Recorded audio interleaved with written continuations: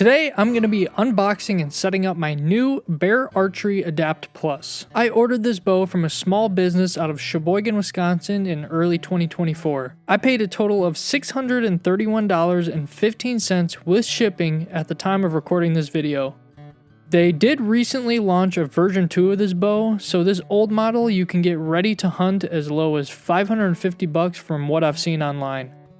While I unbox it, I'll quickly run through the specs of the bow. It has an axle to axle length of 32 inches. The brace height is 6.75 inches. The speed rating is 320 feet per second. It has an adjustable draw length of 24 to 31 inches in half-inch increments, making it a super versatile bow for most kids, which they can grow into, but it's also perfect for just about any adult. They come in two draw weight versions. This one is the 55 to 70 pound, but they also make a 45 to 60 pound. It also has a very comfortable 80% let off.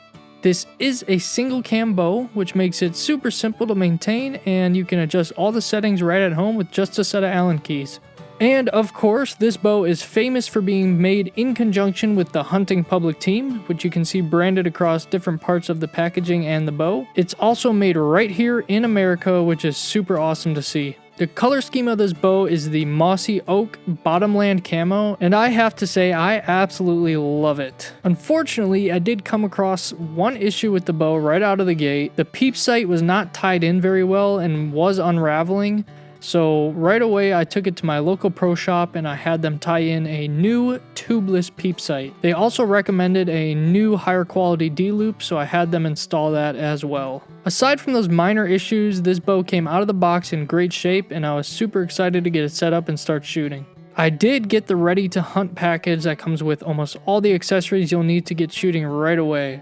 All you'll need to add are some arrows and a release. These accessories are all Trophy Ridge made by Bear and include their micro adjust hot wire sight, which is a 3-pin, 5-spot quick release quiver, Whisker Biscuit V rest, Hitman stabilizer and wrist sling, a peep sight and a D-loop, which of course I replaced right away, and I would honestly probably recommend you do the same. Now that everything is out of the box and looking good, I'll run through the steps to get it set up.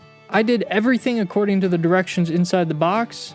It was super simple to do at home, but if you bought this bow from a local pro shop, they'll be able to set all of this up for you. I'd like to mention that I'm not a professional by any means. I just really enjoy tinkering and doing things myself. So if you're not comfortable messing around with something like this, have it done by a pro. With that disclaimer out of the way, the first thing I'm going to do is adjust the draw length. There's a few different ways to determine your draw length. The most basic way to get a rough starting point is measuring your wingspan in inches with your arms stretched out, palms facing forward. Then take that measurement and divide it by 2.5. I'm a pretty short dude at 5'5" and my draw length is 28 inches.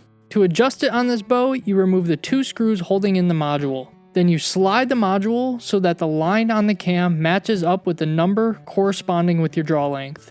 For whatever reason, the cam is labeled from 3 to 10, 3 being 24 inches and 10 being 31 inches, with a line in between each number for the half-inch increments.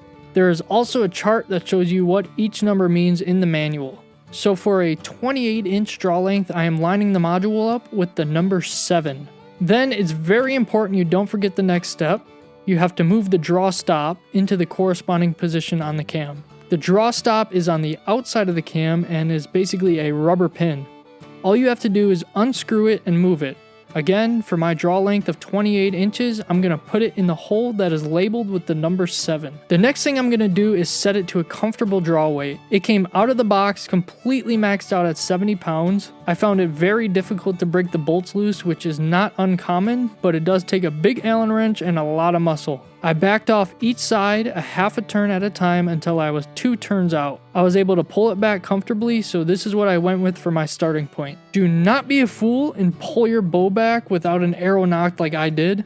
The last thing you want to do is blow up your brand new bow before you've even shot it yet. The next step on the list is to adjust your rest so that your arrow lines up with the burger holes in the riser. Now this rest doesn't have a true up and down adjustment, but there is a little bit of wiggle room, so I loosened the bolts, applied some pressure until the arrow was lined up with the burger holes, and then I tightened it back down. Now I'm going to adjust the left and right of the rest. As per the instructions, I nocked an arrow, then took a second arrow and held it firmly against the outside of the riser so that it's in line with the nocked arrow. As you can see, the two arrows aren't parallel, so I have to move the rest slightly to the left. For these adjustments, I'm going to do it by eye, which in my case is sufficient enough to get a baseline because I may need to change it when I paper tune it. After I move the rest, the arrows look much more parallel.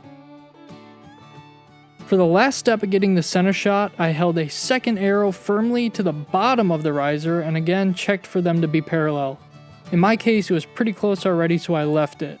But if yours wasn't, you would move your D-loop up or down to get it within spec. Now I'm going to install the stabilizer, which was super simple. I did have to tighten up the mounting screw first, but once I did that, I loosened the nut on the stabilizer itself, slid it into the slot on the mount, and spun it by hand until it was tight. To mount the sight, there are multiple mounting positions on the sight itself, so I went online to see where it comes stock and I stuck with that. The sight did not come with any mounting hardware, which was a little disappointing, but luckily I had plenty of screws laying around. There's no special steps with mounting the sight, just line up the holes and install the screws. Super easy. And now for the final step of the setup, putting on the quiver. Just line up the pegs, twist it a quarter turn, and lock it in place. There you have it, the Bear Adapt Plus ready to hunt. I have to say, all the accessories that come with this bow are really nice compared to everything that I've used in the past. This bow seems to be one of the best affordable options out there for anyone getting into archery or if you're just looking to change things up. I have been shooting this bow for about a year now, and I did have a successful harvest last September, so if you're interested in a review, let me know in the comments, and thanks for watching.